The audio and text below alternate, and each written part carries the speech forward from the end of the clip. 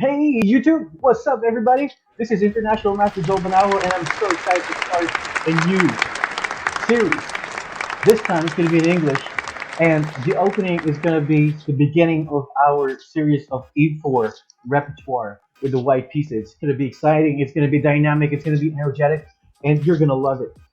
Today, we're going to introduce one of the most dangerous systems that Black could play. There's a lot of improvements with it and you can play it. Even if you're playing against the grandmaster, you're going to be very comfortable playing the whites with the white pieces. So, what is the Scotch Gambit? It's an opening that we play against e4, and then black plays e5, and after e5, the move order that we're going to go for is knight f3. I know there's a lot of different ways to get there. I mean, you can play d4 here, but I believe there's a flaw to this move order, and then play bishop c4. And after bishop c4, I think there's some sort of like, I can't really remember what the problem or what the issue is. But we're not going to use this move order. This is an attempt to shy down from the Petrov defense, but we're also going to have a repertoire against that. So after knight f3, knight c6, and the Scotch Gambit is very similar to the Scotch game. We're going to play the move d4, opening the center right away. All right. Okay. Whenever I see D4, it just kind of reminds me of the opening of McDonald's at 5 a.m. in the morning. Whenever I have to go teach someone as early as 5, and I just need to get my coffee in or like my favorite drink, black water, aka Diet Coke. I would be in that store, and I just when I get that the sip of that coffee, my eyes just go big. I go, I become very lively. So anyway, D4, your opponent's best shot here is to do e takes d4. If your opponent does knight takes d4, it's never good. Knight takes d4, e takes d4, queen takes d4. Your queen is very powerful from the d4 square. All right. So the queen is controlling all parts of the board: queen side, center, and king side.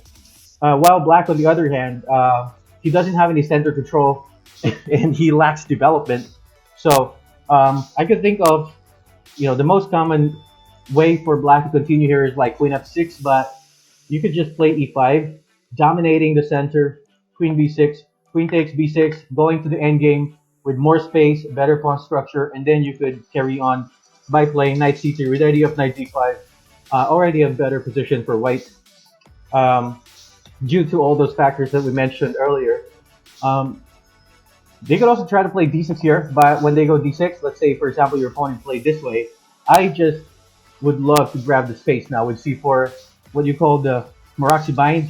I remember some of my students would say Marcosi bind, which is a funny way to say it because white is actually very cozy at this point of the game.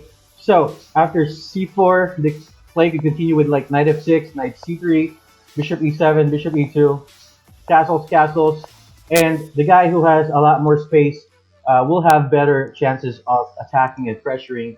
I mean, just uh, on top of my head, I could see that our pieces, we could go for like b3, bishop b2, rook d1, rook e1, or another way to continue is to play bishop f4, and we could put the rook on d1 and rook e1 with massive space advantage. And what I keep telling my students, whenever they don't know what to do, they gotta look at their pawn breaks. All right, and it's looking good. We have a couple of pawn breaks here that we could go for. We could either go for c5 or e5. You can't do it right away. So the best way is when you know where your pawn break is to prepare and make sure you place all your pieces in the most necessary and natural squares to help out your pawn break become more effective. Okay, pawn breaks are very sensitive. Of course, you have to prepare it really well and make sure you calculate them well. All right. So after e takes d4, this is the beginning of the Scotch Gambit. Now the Scotch game is when white captures on d4, but we're not going to do that. That's also a phenomenal opening that grandmasters like Garry Kasparov really popularized in the early 2000s or later 1990s. And players like Magnus also picked it up. Fabiano Caruana is actually playing this all the time, and it's pretty good. But I believe the Scotch Gambit is going to be one of the most effective weapons that you have, especially against non-grandmaster opponent. If you're playing Grandmaster, most likely they will know how to equalize against it. But in our series, we will attempt and we will prove that we could keep a tiny edge in most of these lines and be very comfortable. All right, E5 is not a refuted opening, so you can see that they should be able to equalize if they know their stuff. No problem. But before they could get there, we're definitely make them work for it by knowing what our ideas are and what our plans are. So after e takes d4, the move that we're going to play is bishop c4. This is an intro. Um, right now, black has uh, knight f6, bishop c5, and they also have bishop b4 check as the main moves. Your opponent could also play some sidelines like bishop e7, all right, and also passive moves like d6. Okay, in the introduction, I just want to say that the main lines are knight f6 and also bishop c5. In my opinion, bishop c5 is probably one of the hardest systems to play against, but it's not going to be a problem. We're going to have the correct solution to give your opponent a hard time to equalize. So, what are the ideas or what are the plans? First off, you should know that the Scotch Gambit is a very dynamic and a very trappy opening. I like learning openings that are very tricky but sound at the same time because you're being tricky. Some openings are just tricky, but they're bad for your chest, right? They're bad positions. They're just kind of like Gambit.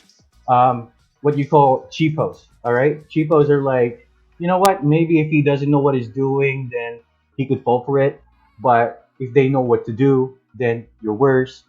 That's totally not it. Another thing that you should know about the Scotch Gambit, it's not a real Gambit because in a lot of the lines, you're gonna get it back. If they try to keep it, bad things happen. So let's start with the bad moves that Black could play.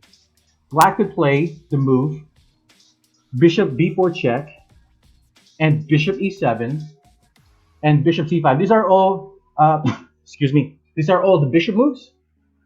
They can play it, but just like what I said, Bishop c5 is probably the most sound out of all of them, even including the knight moves. If they play the right continuation, if they don't play the right continuation, they're going to get absolutely crushed out of the opening. So let's see what can happen. So let's take a look at the move Bishop b4 check first. It looks like a good idea because when they go Bishop b4, they're checking our king, and at the same time, what's going on? If we block off the check, for instance, with Bishop d2, then we're no longer attacking the pawn on d4. If we block it with the knight, we're no longer attacking the pawn on d4 more than twice, so we can't get that pawn back. So what we're gonna do here is we're going to gambit. This is the only line that this is the only line where we're gambling a pawn for real. Because what we do is we play c3. This is a very, very powerful move. And the point being is after c3, you're attacking d4, you're getting a tempo off to the bishop. If they take here, in the earlier parts of the Scotch Gambit, there are squares that we call our killer squares. And they are the b3 square and the d5 square, which attacks the weakest armor, the weakest part of Black's position, which is the f7 square. So what's going to happen after d takes c3? We are not in a hurry. We could just capture this pawn because we're getting a tempo. We're attacking the bishop. He has to move it. Okay, so for instance, the best move here for Black is bishop a5. They could also play, let's say, bishop c5 and bishop e7, which will show us the main tactical ideas or the main tactical themes of the Scotch Gambit. The worst possible move here for Black is bishop e7, and this is a recurring pattern, including and even in the variation where Black plays an early bishop e7 instead of bishop b4 check. The move here is, you know what? Why don't you spend maybe 10 seconds trying to figure out what the best move is for White? We have a killer move here. All right, it's so explosive that your opponent's probably gonna be super worried after your next move. And not just worried, but well, there's really not much that he could do. You know what? There's an interesting story. About 9 years ago, I had a couple of students that were playing against each other. They were both my students. One was 1100, who I just showed this Scotch Gambit, and the Black's player was 1500. And unfortunately, he forgot his line, and that's just an unfortunate thing. That's why it's important to review your stuff and understand the different tactics and traps that there are in your openings. So what ended up happening was white found and remember the best move and black did not respond correctly. I'll show you guys that in a bit. Pause the video for like 10 seconds and let's see if you can find the correct answer. Okay, go ahead and pause it. All right, if you're ready, play this video. We're gonna look at the solution now. If your answer is queen to d5, you are absolutely right. Boom. All right. Why is that such a strong move? First off, we're threatening the f7 square. It's very difficult for him to defend that. And the problem with the bishop on e7 is it's blocking of the queen's pathway into defending the f7 square, which is the e7 square. Can't do much. The only move here for black is knight h6. My 1500 student played d6 here, and unfortunately that doesn't work because white has mate in 2. You could work it out. You could pause it again, but probably no need. Found it, probably. Queen takes f7 check. King d7, bishop e6, checkmate. Ouch! That could easily happen, guys. Especially when you're defending. Defending is very difficult. That's why it's advisable for many players, especially the improving ones, to play attacking and tactical games. Because that way you can develop your attacking skills. And to master defensive skills, you have to learn how to attack. That's an example. Alright? So after queen d5, the only move here from black is knight h6. Alright, if there was a pawn here, which we will see in the bishop e7 variation, this idea is not going to win us a piece. But here, we are winning a piece. We simply capture the knight, we're threatening checkmate, and obviously capturing that would checkmate their king. And instead of playing knight, g takes h6, they could castle on the king side, and after castling king side, we can just move the bishop pretty much anywhere that your opponent can't capture it. You're just up a piece for nothing. Alright? That is wonderful. Imagine that. You're winning already after 7 moves, queen d5. If your opponent retreats the bishop back to e7, it's a very bad move. Okay? Going back to move number 6 after b takes c3, bishop e7 is a blunder. We're going to see that a lot in the Scotch Gambit series. Another bad move here is when the bishop's on c5. We're going to also see this pattern, tactical pattern number 2 with the bishop move. Alright, if you want to pause the video for like 10 seconds, you go on and pause it right now. Okay, if you're ready, we're going to look at the solution now. The correct move here, if your answer is bishop takes f7 check, you're absolutely correct. Maybe some of you guys thought that the move was queen d5, forking the bishop and the pawn. Unfortunately, this could be defended by the move queen e7. I mean, it could easily be missed. And again, defensive resources and defending could easily be missed in a lot of the games. It's the hardest thing that you could do in chess, defending. Anyway, bishop takes f7 check, king takes f7, queen d5 check. We regain the pawn back, but there's more. The king will never find happiness. He's very lonely. He's going to be lonely for a long time if he survives the middle game. And also, he's going to be in dire trouble because he could never castle. So the best way to continue here is to make sure that, for example, if your opponent tries to go for a queen trade, don't trade queens. Keep the queens on the board and try to go after the black king. So queen e3 now. And some of your plans here, you could castle. You could play c4, bishop b2, and also knight c3, knight d5.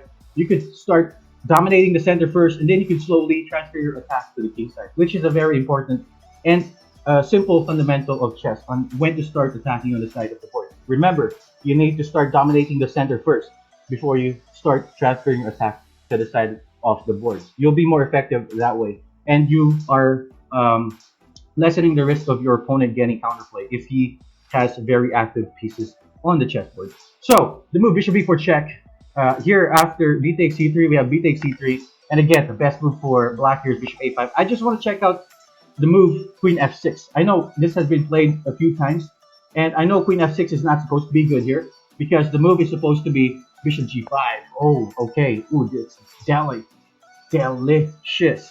All right, after bishop g5, now if they take here, just move your king to f1, and the bishop cannot be defended by the queen anymore because the queen has to move away and the bishop on c3 is going to be captured. So if they move, just knight takes c3, we're just up a piece for a couple of pawns, I think. If I'm doing my math correctly, which a lot of times, it's not like that. But I think I could count that much. Um, so um, you could still manually castle if you're worried about your king. You could manual castle here in a couple of different ways. But one of your strongest threats here is knight d5 now, targeting this weak square on c7. Usually, these two squares are what's weak in an e4, e5 opening, especially if the queen's no longer in the d8 square. But you can manual castle here either by playing g3 and king g2, or king g1, h3, or king h2. All right, castle by hand. White is just winning here. Computer says +7 for white. So after bishop g5, what if? I mean, what else can you do? If you don't take there, then you're going to take the bishop. So I think overall, the best way for him to continue is to sack the queen, but we're more than happy and accommodate. We will definitely accommodate him with this type of continuation. e5, bishop d8, and now queen d5. Yeah, baby. All right. With a crushing position. Maybe he could still hold it, but definitely much worse for him. We will take that anytime. Right, guys? That's why you guys are the best. Because you don't get to say yes or no. I just assume you say yes. All right. Okay, so after d takes c3, b takes c3, bishop a5, and we're going to play what you call a high-class waiting move. Whenever you get this position, sometimes all you have to do is wait on how your opponent's going to develop his pieces. What do I mean by that? What I mean by that is that if you wait for him to see where this knight is going, this is key. Whether the knight's going to go to e7 or the knight's going to go to f6, this is really where it gets cranky for black and iffy for black. So if in this position, I would highly recommend high-class waiting move castles. And the point being is, if your opponent plays these two terrible knight moves, they're going to lose the game right away or get wrecked. The best move here is b6, but overall, this bishop b4 check, I wouldn't really recommend this from the black side. At this point, let's take a look at one of the moves. What if they play knight f6? If they play knight f6, now we're going to play the move e5. Yeah, baby. And your opponent has to be extremely careful here because, for example, if the knight goes to g4, we have a lot of tactical ideas here. For example, another tactical theme here: bishop takes f7 check, king takes f7, knight g5 check, king f8. That was a discovery attack, and then we have queen takes g4. Okay, so what's the material count here, guys? Let's assess. There is 6 pawns for each. Unfortunately, his king is, again, he's not going to find happiness anytime soon because he's lost his protection and he can't castle.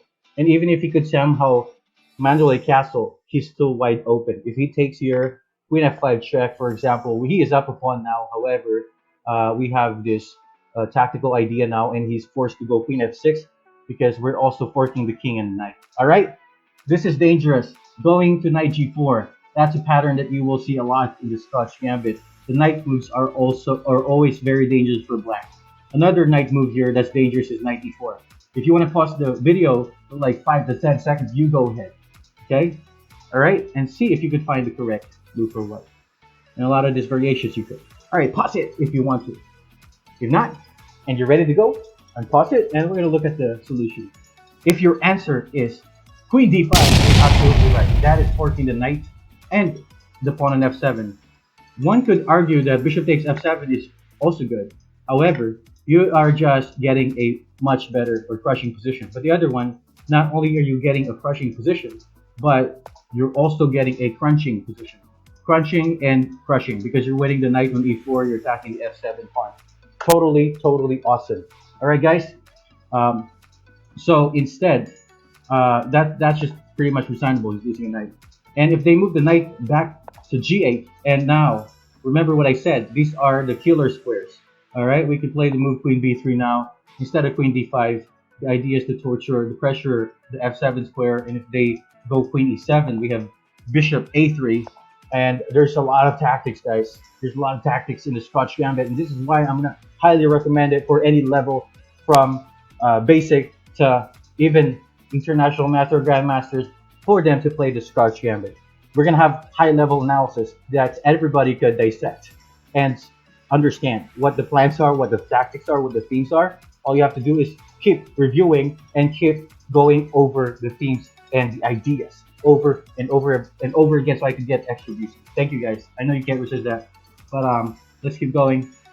So this knight move in general is not a good idea. Another move here for black is knight e7. And after knight e7, we have another beautiful tactical idea. Oh my god, there's so much. Pause the video if you'd like to and see if you can find the best move for 5 seconds. Alright, paused it and found it. Good, we're gonna look at the solution now. If your answer is knight g5, another tactical idea. Oh my god, I love this. I remember when I was young, if I ever get to play this knight g5, I could just can't resist to stand up and start dancing, you know, on top of my chair. I don't really do that. I just in my head I'm dancing. This is such a strong move. You're threatening to take on f7. If they castle here, you have this triple attack on the f7 square, and also not only a triple attack on the f7 square, but you're also threatening mate. This is one of my favorite patterns of attack. Whenever they go knight e7, you could also get this in other openings that I can't remember right now. I think the Italian games, but they're pretty much forced to play h6, knight takes f7. You're threatening mate e3. They have to take there now, and we don't really have to look at that because you're just winning. But let's say your opponent just makes an unusual move like this, you have a checkmate e3. You can pause it again if you want to. Pause warning. Go ahead. Unpause. Alright, we're gonna go over the move. Knight takes h6, king h7, knight f7 check. Okay, just going back to f7, and after king g8, the difference in the position now is queen h8. Shakmat! Alrighty? You see? That is what Scotch Gambit is all about. It's all about the energy. It's all about not the hype, but it's all about the attacking ideas, the aggressiveness, and the tactics that you can really pick up from it.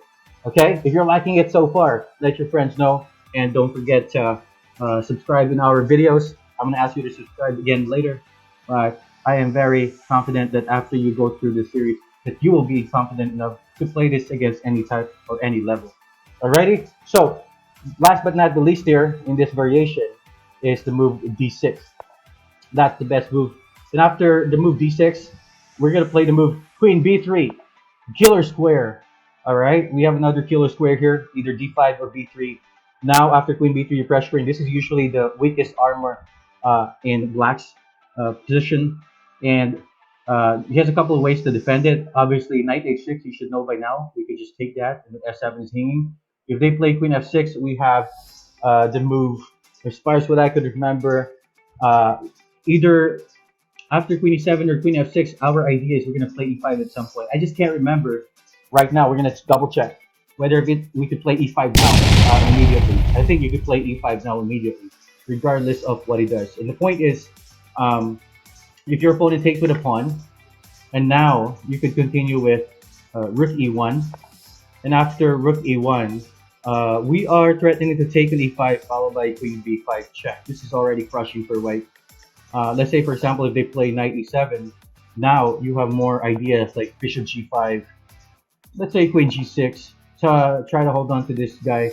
Bishop takes, and knight takes e7. We have knight takes e5. We just have so many attacking ideas. All right. So that's one idea. When you get this position, you want to put the rook on e1. You have bishop g5. You have knight g5. You even have knight takes e5 followed by queen b5. There's so many things that we could do. If they take back with a knight, which is probably better, I think this is very dangerous for him. We could play rook e1 again.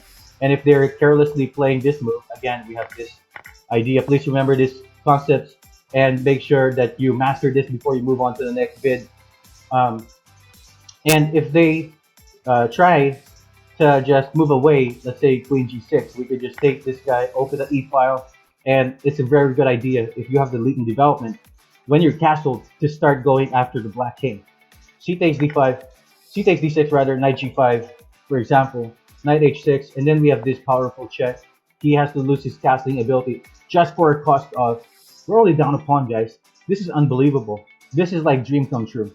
Not only do we have better pieces, more development, but it's just, his king is in dire trouble. You can play like bishop f4 now, and just continuously bring your pieces to the center and create threats. make sure to make threats and don't let him develop uh, comfortably. Make sure to create threats. So even if they play queen e7, I believe we can still play the queen c5. This is revolutionary. And in the other sources that I've seen, um, it's pretty much suggests something else that's a little more waiting, but this is the most direct way to exploit. If they take with a pawn, again, we could just play something like rook e1. And after rook e1, let's say your opponent plays knight f6, and we have bishop a3. The idea of the e5 push is um, to open this diagonal and stop him from castling. And let's say they try to hold on to this pawn. You have knight takes e5, and your opponent could cry and resign. Hopefully he doesn't, but he probably could do that at that point. The best move here is knight d2. If you want to check that out, you can analyze that with a computer. But in terms of concept, rook e1 is better because if you have lead in development, you want to go after his king. All right, um, and that's basically all you have to know about this bishop b4 move, which is the intro of our stuff. It shows a lot of the tactical ideas. They could also take on e5 here with the knights. However, we could just take back. We try to open this guy and open this diagonal. If they do queen takes e5, bishop takes f7. All right, no need to really delve into that. He's still up a pawn. However, his king is not going to find happiness in the near future, and we're just very comfortable with that. If they take with a pawn again, we have a tactical idea here that we've seen, which is queen b5 check, winning the bishop. Okay, it's so easy, isn't it? There's no need to do the other moves that a lot of our other authors or books are saying. You could just go e5 there. All right, so that is hopefully a good illustration of what the Scotch Gambit is capable of. We just looked at bishop b4 today, but in the near future, we're going to be looking at the other bishop moves. Okay, so again, the main lines here are knight f6 and bishop c5. We're going to be covering that in the future. In the next lesson, we're going to be looking at some sidelines as well, like bishop e7, d6, and I've seen knight a5 happen here, just the sidelines, which are not great, and how to battle them. And then we're going to slowly delve into the knight f6 line and bishop c5 line. In my opinion, bishop c5 is the most solid one. We are going to be forced to go into some sort of strategic slight advantage, but you can play it against any level very comfortably and full of energy and with full confidence. That is going to be one of the things that you're going to get by watching this series.